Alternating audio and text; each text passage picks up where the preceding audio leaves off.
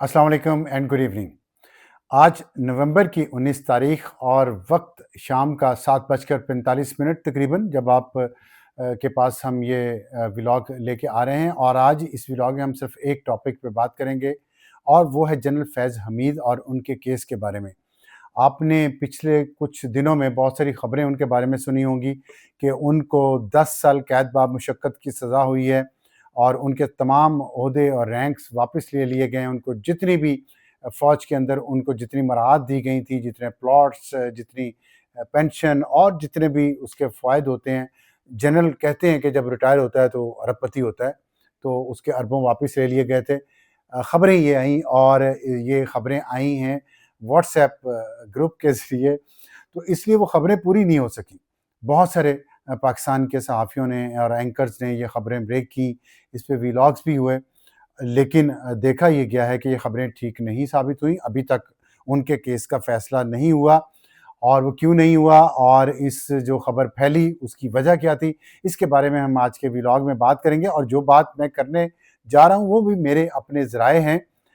2 ज़राए से मैंने कम से कम ये तस्दीक की है इन चीज़ों की जो मैं आपसे शेयर करने जा रहा हूँ, और ये हतमी उस हद तक हैं कि ये ज़राए ने बताया है। अल्टीमेटली डिसीजन क्या होता है वो अभी तक किसी को नहीं पता। वो मैं आपके साथ पॉसिबिलिटीज़ जो दोनों अतराफ से डिस्कस की जा रही हैं, 2 व्यूज़ हैं इसमें बेसिकली, जो मुझे अपने ज़राए से पता चला है उसकी मैं दोनों अतराफ आपके सामने रख दूँगा। उनमें से एक पॉसिबिलिटी पूरी होने की उम्मीद है और वो इस महीने के आखिर तक होगी, उस पे भी मैं बात करूँगा। तो उसका फ़ैसला आप खुद कर लें कि कौन-सी बात ज़्यादा लॉजिकल है और कौन-सी कम लॉजिकल है और किस बात के होने के इम्कानात ज़्यादा हैं। अब पॉसिबिलिटीज़ ये हैं कि जनरल फैज़ हमीद साहब पे बहुत सारे केसेस हैं। उनको जब गिरफ्तार किया गया था अगस्त 2024 में, तो उन्हें गिरफ्तार किया गया था टॉप सिटी का जो मामला था, कंवर मोइज़ उसके कंप्लेनेंट थे उस दरख्वास्त के, उस केस के, और जिनको अगवा किया गया था और उन पे बहुत तशद्दुद किया गया था। उनके ससुर पे भी तशद्दुद किया गया था जिसके बाद वो कैंसर का शिकार हुए और फौत हो गए। कंवर मोइज़ और उनके जितने भी एग्जीक्यूटिव मेंबर्स थे उनके बोर्ड के टॉप सिटी के, उनको उठा लिया गया था और ये काम किया था जनरल फैज़ ने। अपने कुछ और फ़ौज के ऑफिसर्स जो रेंजर्स में भी थे और जो आईएएस में भी थे उनके साथ मिलकर, और वो चाहते थे कि उनके पास जो टॉप सिटी की जो हाउसिंग सोसाइटी है और उसकी मालियत खरबों में है, और ये इस्लामाबाद के, जब आप इस्लामाबाद और इस्लामाबाद एयरपोर्ट मोटरवे इसके संगम पे है, बहुत कीमती ज़मीन है, बहुत कीमती हाउसिंग सोसाइटी है, उस पे कब्ज़ा करना चाहते थे। और उसके ज़ाहिर है कंवर मोइज़ भी कोई कच्ची गोलियाँ नहीं खेले हुए थे। उन्होंने तमाम इंतज़ामात किए हुए थे, उन्होंने कैमरेस लगाए हुए थे हर जगह पे, जिसकी फुटेज किसी और सर्वर में रिकॉर्ड हो रही थी जो सर्वर आईएसआई की पहुँच से भी बाहर था। इससे आप अंदाज़ा लगा सकते हैं कि कंवर मोइज़ ने कितनी स्मार्ट गेम की, और ज़ाहिर है स्मार्ट तो होना पड़ता है जब आपका मुकाबला जनरल फैज़ और जनरल बाजवा जैसे रुथलेस और कनिंग और इमोरल लोगों के साथ हो, जो बड़े-बड़े ओहदों पे पहुँच जाते हैं, लेकिन इंतहाई छोटे लोग होते हैं, और फिर वहाँ पहुँच के वो लोगों के साथ जो जुल्म करते हैं, उनके साथ अपना पैसा कमाने के लिए, अपने ख़ानदान को अमीर करने के लिए जो किया गया, तो वो केस था। उस केस के तहत उन्हें गिरफ्तार किया गया। उस केस में जब गिरफ्तार किया गया तो शवाहिद इतने मजबूत थे कि उन पे उनको सज़ा देना कोई मसला ही नहीं था। लेकिन इसके बाद और बहुत सारी शिकायतें जो उनके बारे में थीं, जो फ़ौज के अंदर थी, जो मंज़र-ए-आम पे नहीं आई। मैंने 2-3 दफ़ा उसका ज़िक्र किया अपने व्लॉग्स में भी और पॉडकास्ट में भी, जो मैमुना सत्तार के साथ मैं किया करता था। लेकिन उसमें मैंने ये सारी चीज़ें डिस्कस की हैं और उस पे बहुत सारे इल्ज़ामात जनरल फैज़ पे, जो मैं 3 इल्ज़ामात बहुत अहम हैं जो मैं आपको याद दहानी करवाना चाहता हूँ। एक तो ये कि वो जब आईएसआई से गए, तो वहाँ का जो सेंसिटिव डेटा था वो सारा साथ ले गए, तमाम का तमाम, कई टेराबाइट में वो डेटा था। और उसमें ख़तरनाक बात ये थी जो नेशनल सिक्योरिटी के ख़िलाफ़ थी, कि वो अंडर कवर लोग जो आईएसआई के लिए काम करते हैं दुनिया के मुख्तलिफ ममालिक में, उन सब के असल नाम और उनके असल कॉन्टैक्ट्स, उनकी असल डिटेल्स भी उस डेटा में थी जो जनरल फैज़ साथ ले गए। फिर उसमें बहुत सारा वीडियो और ऑडियो एविडेंस था बहुत सारे लोगों के खिलाफ, जो ब्लैकमेल करने के लिए इस्तेमाल किया जाता था, जो ज़ाहिर है कुछ नेशनल सिक्योरिटी के लिए भी कुछ चीज़ें इस्तेमाल की जाती हैं, बहुत सारी सियासत के लिए इस्तेमाल की जाती हैं, वो भी साथ ले गए थे। तो ये डेटा की चोरी का एक उन पे इल्ज़ाम था। दूसरा उन पे इल्ज़ाम ये था कि उन्होंने जो मिलिट्री टॉप कमांड थी उसकी اس کی انہوں نے ان کے احکام کی خلاف ورزی کی، وہ لائن سے ہٹ کے چلے. پہلے ان سے پہلے جو چیف تھے وہ بھی جو موجودہ آرمی چیف ہیں عاصم منیر اور فیلڈ مارشل ہیں ان کی لائن سے بھی. تو یہ جو انڈسپلن ہے، انڈسپلن اور ڈس order, guilty of any act, conduct, disorder or neglect to the prejudice of good order and of military discipline. یہ جو ان کے اوپر الزام تھا، یہ دوسرا الزام تھا، اور اس کے بھی بہت سارے ثبوت، بہت سارے واقعات، بہت سارے گواہ موجود ہیں جو وعدہ معاف گواہ بھی بنے، جو ان کے نیچے کام کرتے تھے، جو سرونگ تھے، جو ریٹائرڈ تھے، وہ سب. اور تیسرا الزام جو تھا ان پہ یہ تھا کہ جو انہوں نے آرمی کے اندر بغاوت کرنے کی اور کروانے کی کوشش کی، موجودہ جو ملٹری قیادت ہے اس کے خلاف، فیلڈ مارشل عاصم منیر کے خلاف. اور یہ انہوں نے ایک بار نہیں کیا، ایک بار سے زیادہ بار یہ اٹیمپٹ کی، جس کی وجہ سے یہ میں آپ کو وہ کیسز بتا رہا ہوں. اس کے علاوہ بہت سارے کیسز ہیں کرپشن کے، ان پہ بے بہا کیسز ہیں. تو یہ سارے ان پہ الزامات ہیں.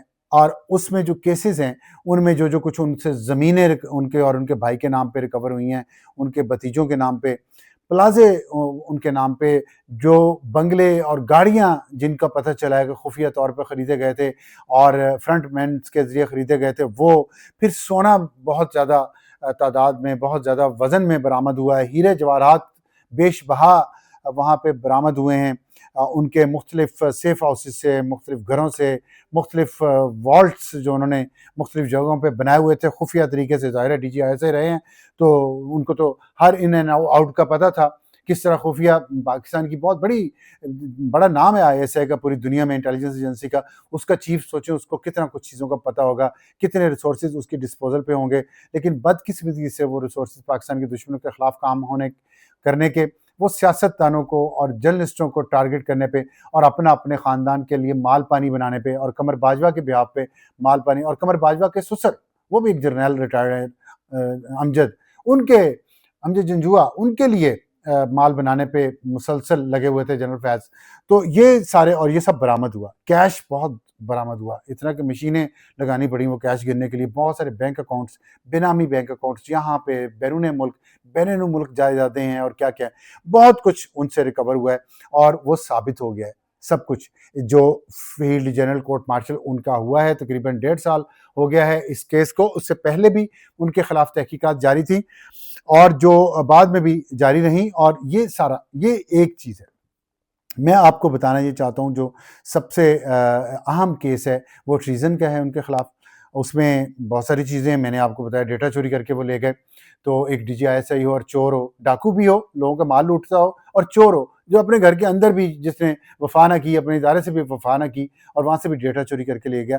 لیکن جو اور خطرناک بات اس سے جڑی ہوئی ہے وہ یہ ہے کہ جنرل فیض نے اپنا ایک گینگ یا مافیا سمجھیں، بہت خطرناک بات ہے، یہ گسٹاپو لیول سے بھی آگے کی بات ہے، کہ جنرل فیض نے بنایا ہوا تھا، جس میں پاکستان ایئر فورس کے لوگ تھے. یہ بڑی اہم بات ہے اور بڑی خطرناک بات ہے. جس میں پاکستان نیوی کے لوگ تھے، جس میں ISI کے لوگ تھے، اور جس میں پاکستان آرمی کے لوگ تھے، اور ان اہم عہدوں پہ بیٹھے ہوئے لوگ تھے جن کے کمانڈ میں تقریباً ہر قسم کا ہتھیار ہے، ہر قسم کی فورس ہے، ہر قسم کے ریسورسز ہیں. یہ ایک ایسا گینگ، ایک فوج کے اندر آپ سمجھیں اس نے اپنی فوج بنا لی تھی. صرف انٹیلیجنس چیف نہیں تھا وہ، اس نے فوج کے اندر، تینوں افواج کے اندر اپنی ایک ڈیفنس فورسز بنا لی تھی، اور خود اس کا وہ چیف بن چکا تھا. مطلب ایک تو ابھی آئین میں ترمیم کر کے جو CDF کی پوسٹ کریٹ کی گئی ہے، چیف آف ڈیفنس فورسز کی، باجوہ جنرل فیض اس سے پہلے ہی ایک چھوٹا سا CDF بن چکا تھا. اور وہ جو منصوبہ انرتھ ہوا ہے، اور اس میں جو لوگ پکڑے گئے ہیں، اور اس میں جو شہادتیں آئی ہیں، وہ بہت خوفناک ہیں. اب وہ باتیں جو فیصلہ ساز ہیں، جو با اختیار لوگ، طاقتور لوگ جو بہت اہم عہدوں پہ بیٹھے ہوئے ہیں، ان کو پتہ ہے. اب یہاں پہ میرے ویلاگ کا اس کا مقصد آپ کو میں بتاتا ہوں کہ اس میں جو 2 آپشنز کی میں نے شروع میں بات کی وہ کیا ہے. یہ جو میں نے آخری بات کی ہے نا، اس سے جڑی ہوئی ہیں. اب یہ عوام کو نہیں پتا، اس میں پارلیمنٹ کو کچھ نہیں پتا، اس میں ججز کو کچھ نہیں پتا.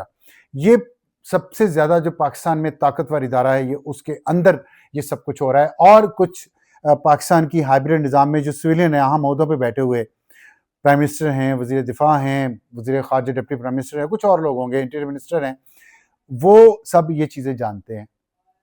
اور وہاں پہ جو ڈسکشن ہو رہی ہے اب دو آپشنز پہ ہو رہی ہے، کیونکہ ایک بات طے ہے کہ جنرل فیض کا کیس اور اس کی سزا ایک مثال بنے گی پاکستان میں. مثال کیا بنے گی؟ مثال یہ بنے گی کہ کیا پاکستان میں طاقتور لوگوں کو ایک صحیح قسم کی سزا دی جا سکتی ہے جو دوسرے طاقتور لوگوں کے لیے یا کم طاقتور لوگوں کے لیے ایک مثال بن جائے عبرت کی، اور وہ آئندہ پاکستان میں ایسا کسی بھی کام کرنے کا نہ سوچیں. یہ مثال بنانی ہے آپ نے جنرل فیض کے کیس سے، یہ مقصد ہے اس کا. تو کیا عمر قید کی سزا دینے سے، 10 سال قید کی سزا دینے سے، تمام اعزاز چھیننے سے، تمام پیسہ زمینیں جو پاکستان کے اندر موجود ہیں وہ چھیننے سے، اس کی اور اس کے بھائی کی، کیا وہ ایسی عبرتناک مثال بن جائے گا جسے آئندہ کوئی فوج کے اندر یا فوج کے باہر ایسی حرکت کرنے کا نہ سوچے؟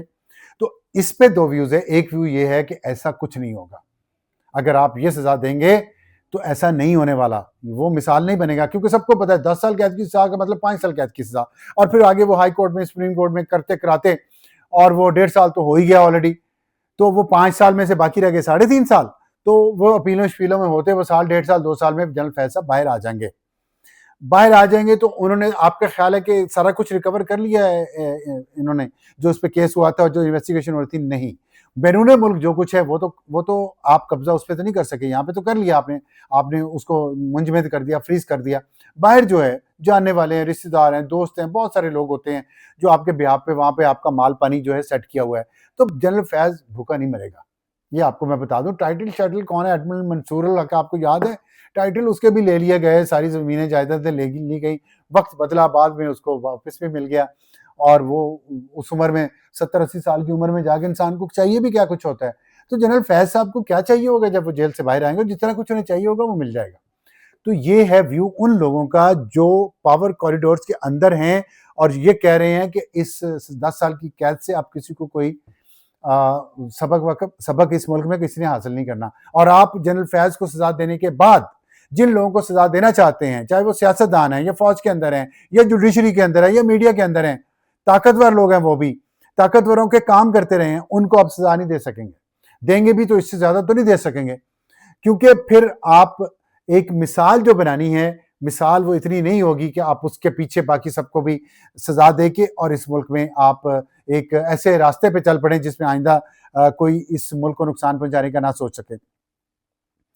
اور اسی کشمکش میں یہ خبر لیک کی گئی واٹس ایپ گروپس کے ذریعے ان لوگوں کو جو ظاہر ہے وہی لوگ ہیں، اب آپ سمجھ ہی گئے ہوں کون لوگ ہیں. خیر وہ لوگ ہیں جن کی سیکورٹی کلیئرنس ہے، چلے میں ایسے کہہ دیتا ہوں. تو ان لوگوں کو فیڈ کی گئی، انہوں نے آگے چھوڑی، ایک فیلر چھوڑا گیا، ٹرائل بلون کہتے ہیں اسے. جو ڈیفنس اسٹڈیز کے اسٹوڈنٹس ہیں ان کو سمجھ آ رہی ہوگی کہ ٹرائل بلون کیا ہوتا ہے اور فیلر کیا ہوتا ہے. اس کا فیڈ بیک پہنچ چکا ہے جہاں پہنچنا تھا، جنہوں نے واٹس ایپ پہ یہ خبر چلائی تھی. اور وہ فیڈ بیک یہ پہنچا کہ لوگوں نو پرواہ نہیں کوئی، لوگ اپنی روٹی روزی بجلی کے بلوں میں اتنا مصروف اور پریشان ہیں کہ ان کو نہیں پرواہ جنرل فیض کو آپ 10 سال قید کی سزا دیتے ہیں، 14 سال قید کی سزا دیتے ہیں. ایون پی ٹی آئی کی طرف سے جو پی ٹی آئی کے لیے کام کرتا رہا general Faiz, Bushra be be کے لیے، عمران خان کے لیے، ان کی طرف سے کوئی نہیں بولا، نہ بولے گا. تو نہ ہی اس کے لیے کسی نے کوئی آواز اٹھائی میڈیا میں، جس کو پالا انہوں نے، جو باہر بھاگ گئے، فرار ہو گئے ہیں جنرل فیض نے، جن کو اسٹیبلش کیا یوٹیوبرز کو، وہ بھی نہیں بولے. تو اس سے انہیں پتہ چل گیا، جو بھی چھوٹا موٹا کوئی بولا تو ایسے ہی بولا، کسی نے اس کے حق میں یہ کہا اس سے بے انصافی ہوئی ہے، کوئی نہیں یہ کہہ رہا، کیونکہ سب کو پتہ ہے کہ جنرل فیض کا کردار کتنا ظالمانہ، وہ ظلم اس نے بہت کیا اس ملک کے لوگوں پہ. وہ ڈاکو تھا، وہ چور تھا، اور جنرل باجوہ بھی اس کے ساتھ ڈاکو اور چور تھا، اور جنرل باجوہ کا سسر بھی اعجاز امجد. یہ لوگ نہیں سارے باتیں کرتے، لیکن میں کہوں گا آپ کے سامنے، اور یہ سچ ہے. تو جنرل فیض نے جو کچھ کیا اس کے لیے کوئی ہمدردی کسی کے دل میں نہیں ہے نا باجوہ کے لیے. تو یہ لوگ یہ پتہ چل گیا فیلر چھوڑ کے کہ کچھ نہیں ہونا، جنرل فیض کو ساتھ آپ جو مرضی سزا دیں. آپ اگر مثال بنانی ہے تو اس خبر سے مثال نہیں بنے گی، اس سزا سے مثال نہیں بنے گا.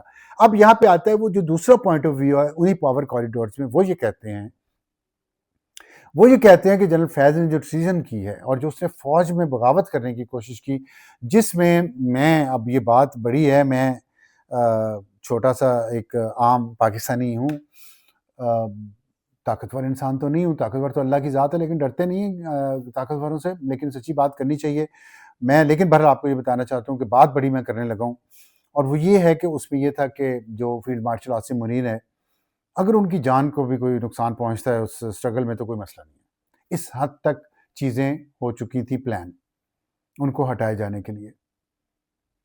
تو یہ ثبوت ہیں field general court marshal K پاس، اور اس میں بہت سارے اور لوگ انوالو تھے تینوں فورسز کے، اس میں اب باقی بھی فورسز میں نے آپ کو بتایا، آئی ایس اے بھی تھی، اور بھی ادارے ہیں بہت سارے جہاں پہ یہ سارے بہت بڑے بڑے اہم ادارے ہیں، میں ان کا نام نہیں لیتا، وہاں پہ بھی لوگ ان کے ساتھ موجود تھے۔ پورا ایک نیریٹو بلڈنگ ہوئی تھی پچھلے کئی سال کی، تو بہت بڑا پلان تھا یہ۔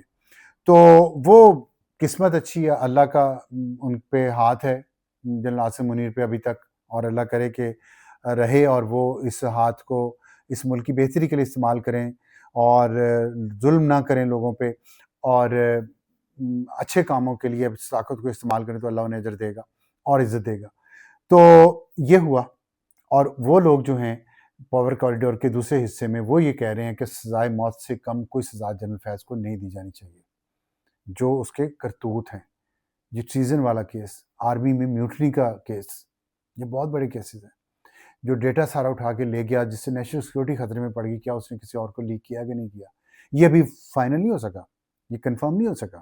تو یہ جو اس پہ اتنے الزامات ہیں، جو پاور کوریڈور میں ایک دوسری لابی ہے وہ کہتی ہے کہ اس کو سزائے موت سنانی چاہیے، اگر آپ اس کو سزائے موت نہیں سنائیں گے تو آپ اس کو ایک مثال نہیں بنا سکیں گے اگلے آنے والے لوگوں کے لیے۔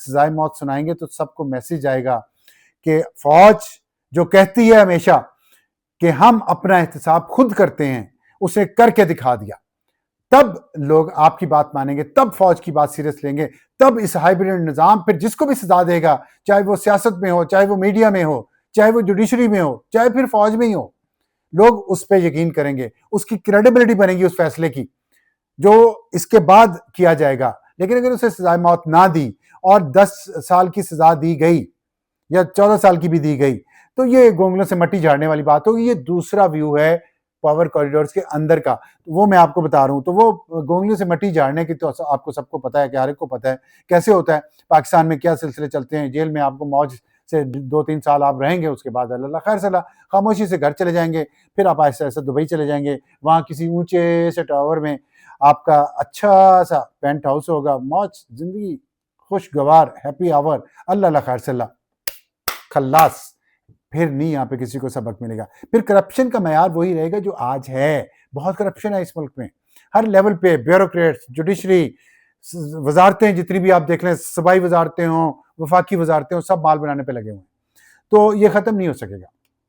تو یہ ہے دوسرا ویو، اور اس میں یہ بھی ہے کہ پھر آپ فیلڈ جنرل کورٹ مارشل سزائے موت دے، سب کچھ چھینے، اس کے جو ٹائٹلز ہیں سب کچھ، اور اس کے بعد پھر پاکستان کے عدالتی نظام کو فیصلہ کرنے دیں۔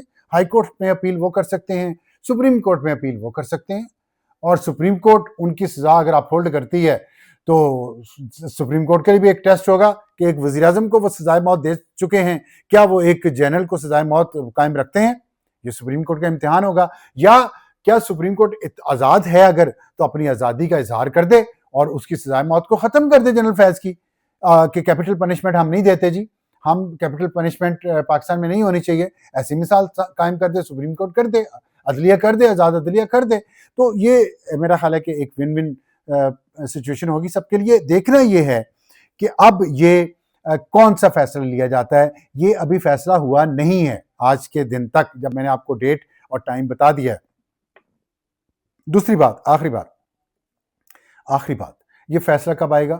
یہ فیصلہ 27 نومبر کے بعد آئے گا، اس سے پہلے آنے کی توقع نہیں ہے۔ کیوں کہ 27 نومبر کو بہت سارے نئے عہدے تخلیق ہوں گے، پرانے عہدے ختم ہو جائیں گے، کچھ لوگ ریٹائر ہو جائیں گے، ان کی جگہ نئے لوگ، ان کی پروموشن ہوگی، کچھ نئی اپوائنٹمنٹس ہونی ہیں، اس پہ میں بات الگ سے ویلاگ میں کروں گا۔ تو 27 نومبر کو chief of defence forces CDF کا عہدہ تخلیق ہو جائے گا، اس کی پیدائش ہے، پہلا دن ہوگا، اس دن فیلڈ مارشل عاصم منیر 5 سال کے لیے اس عہدے کی شروعات کریں گے۔ اس کے بعد ان کی ٹیبل پہ جو فائل جائے گی وہ کتنے دنوں بعد جائے گی اس کا کچھ اندازہ نہیں، کیونکہ ایک اور فیصلہ بھی ہونا ہے ان کے سی ڈی ایف بننے کے بعد، جس کے بارے میں آپ کو کسی اور ولاگ میں بتاؤں گا۔ تو دیکھنا یہ ہے کہ وہ فیصلے کے بعد جنرل فیض کا فیلڈ جنرل کورٹ مارشل کا فیصلہ اناؤنس ہوتا ہے یا پہلے، لیکن ہوگا 27 نومبر کے بعد۔ تو یہ آپ کو آج کی خبر دینی تھی، اس پہ اپنا تجزیہ دینا تھا۔ جو ویوز ہیں دونوں طرف کے وہ آپ کے سامنے میں نے ایمانداری سے رکھ دیے ہیں۔ اس پہ آپ کا کیا پوائنٹ آف ویو ہے وہ ضرور کمنٹس میں دیجیے گا کہ آپ کے خیال میں کیا ہونا چاہیے اور کیا یہ درست ہو رہا ہے یا غلط ہو رہا ہے۔ لیکن جو بھی آپ کہیں شائستگی سے کہیں، اس کمیونٹی کا حصہ بنے، شائستگی سے اس ملک میں مکالمہ چاہتے ہیں، ایک دوسرے سے بات چیت کرنا چاہتے ہیں، کیونکہ اس ملک سے جو بھی پیار کرتا ہے وہ یہاں پہ نفرت، زہر، افراتفری، کشمکش اور انتشار نہیں دیکھنا چاہتا، اور ہم بھی انہی میں سے ہیں جو یہ نہیں دیکھنا چاہتے۔ ہم چاہتے ہیں مکالمہ ہو، بات چیت ہو اور یہ ملک آگے بڑھے، یہاں کے لوگوں کو، عوام کو خوشحالی میسر ہو اور وہ بھی اس ملک میں رہنا انجوائے کر سکیں۔ اگر آپ بھی اس کمیونٹی کا حصہ بننا چاہتے ہیں تو اس چینل کو سبسکرائب کریں، بیل آئیکن کا بٹن دبائیں، لائک کریں اور اپنے دوستوں رشتہ داروں سے شیئر کریں۔ آج کے لیے اتنا ہی۔ خدا حافظ اینڈ گڈ ایوننگ۔